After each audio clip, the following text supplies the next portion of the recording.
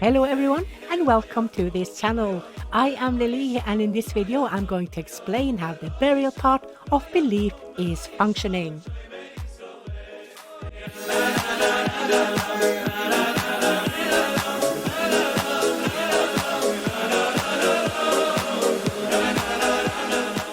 Belonging to belief is also burials. The oldest known burials can be attributed to the Middle Paleolithic period. The deceased, ritually accompanied by stone tools and parts of animals, were laid in holes in the ground, and sometimes the bodies were especially protected by stones and stone structures. The most common way to bury loved ones in the Mesolithic era was often just a hole in the ground or even under their dwellings. We do, however, have evidence of both cremations and also burials of people with, for example, swan wings lovingly placed around them. We also have graves with, for instance, the weapons or tools they used in life, along with other valuables of that time. As people began to settle and farm, they started making proper tombs for their deceased. And since many Neolithic villages had bigger populations than in the Mesolithic, they had to make sure that all had a grave when they passed on to the next life, and hence the graveyard in a more organized fashion was developing.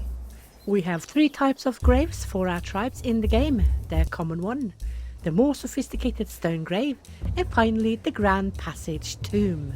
The common grave can be built in any timeline and needs no materials. Your tribe will simply dig a hole in the ground and it will not need any maintenance. The stone grave can only be built with Neolithic influence and will need a smaller amount of stones to be carried to it and placed over the grave as protection from wild animals and the environment in general.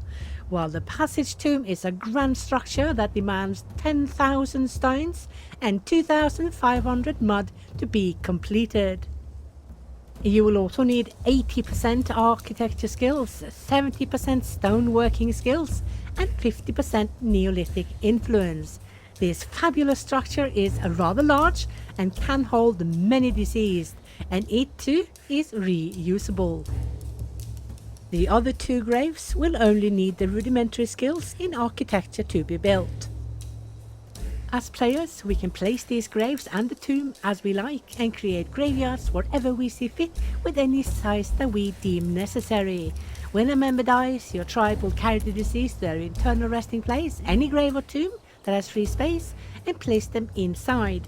If you do not have enough graves with space left in them, the relatives of the deceased will become very upset and might even leave if you do not hurry up to rectify the situation. The deceased will, after a year or so, which is several hundred historical years, disappear, and the grave will then become free for another deceased to be buried there. So we do not need to worry about having to build hundreds of graves, as they will be reused every in-game year.